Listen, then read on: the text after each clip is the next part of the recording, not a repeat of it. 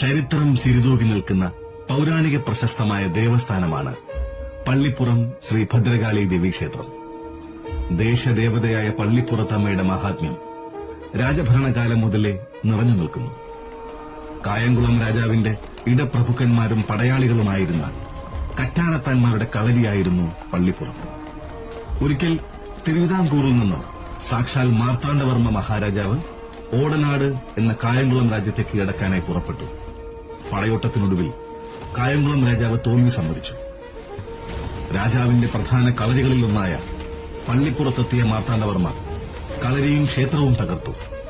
എന്നാൽ ഉഗ്രമൂർത്തിയുള്ള ദേവീക്ഷേത്രം തകർത്തത് മാർത്താണ്ഡവർമ്മയുടെ മനസ്സിനെ വേദനിപ്പിച്ചു.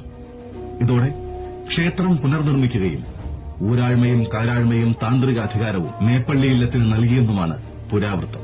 പിൽക്കാലത്ത് ക്ഷേത്രഭരണം തിരുവിതാംകൂർ ദേവസ്വം ബോർഡ് ഏറ്റെടുത്തു.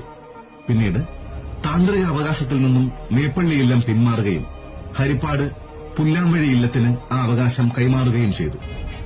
മേടം 10 10-ാമതയം നാളിലാണ് ഇവിടുത്തെ തിരുവുത്സവം.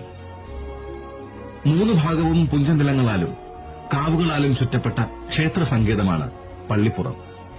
3 വശങ്ങളിലും ആറാട്ടുകുളം, ഗുരുതിക്കുളം, പാത്രക്കുളം എന്നീ പേരുകളിൽ 3 കുളങ്ങളുമുണ്ട്. കണ്ണനാകുഴി, കറ്റാനം, വെട്ടിക്കോട്, കരിമുളയ്ക്കൽ, ഇലപ്പക്കുളം എന്നീ 5 കരകളാണ് ക്ഷേത്രത്തിനുള്ളത്. മകരക്കൊയ്ത്ത് കഴിഞ്ഞ് ഭക്തരെ കാണാനെത്തുന്ന തങ്ങളുടെ സമ്പൽ സമൃദ്ധിക്ക് കാരണഭൂതയായ അമ്മയ്ക്കായി 5 കരകളിലെയും ജനങ്ങൾ വിളവിന്റെ ഒരു പങ്ക് ഒരുക്കിവെക്കുമായിരുന്നു. വിളവിന്റെ വിഹിതം പറ്റിയ ഗ്രാമദേവത മനം നിറഞ്ഞ് ആനന്ദ നൃത്തം ചവിട്ടി അനുഗ്രഹങ്ങൾ ചൊരിഞ്ഞ് മടങ്ങുമെന്നുമാണ് വിശ്വാസം. പള്ളിപ്പുറത്തമ്മ ശരണം.